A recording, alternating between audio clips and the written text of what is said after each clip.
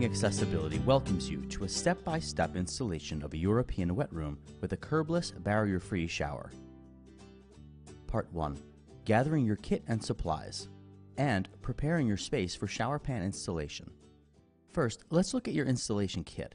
It includes a structural, load-bearing standard fusion shower pan, the tile drain, liquid waterproofing, 1 roll of rubberized crack isolation tape, 2 rubberized crack isolation corners, the gasket membrane, 15 2.5-inch screws, and 4 3/4-inch screws. And here are the tools you'll need, not included in the kit: a drill, a circular saw, a reciprocating saw, a level, a square, a caulk gun, a hammer, a utility knife or scissors, a tape measure, paint rollers, a paintbrush, a belt or orbital sander and sandpaper, construction adhesive, latex or acrylic caulk, solvent cement and primer, splash goggles, and chemically resistant or impermeable gloves. A tub to shower conversion is one of the most common renovations. You'll install the standard fusion shower pan in a typical bathroom in the space that now holds a 5-foot-long bathtub. First, remove the tub from the space.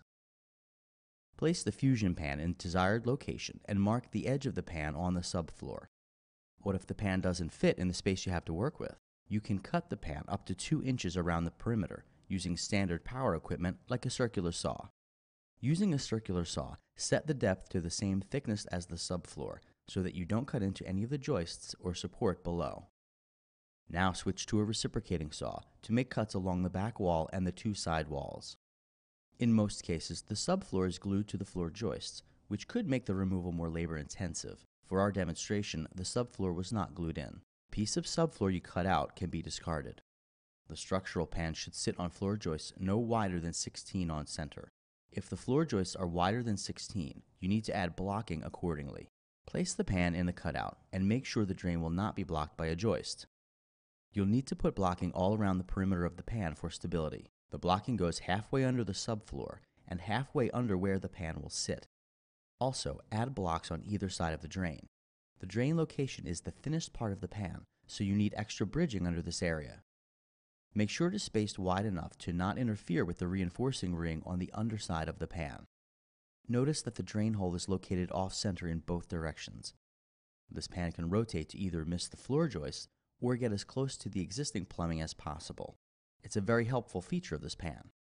When pulling out subfloors, there are a variety of different types of floor systems and floor joists.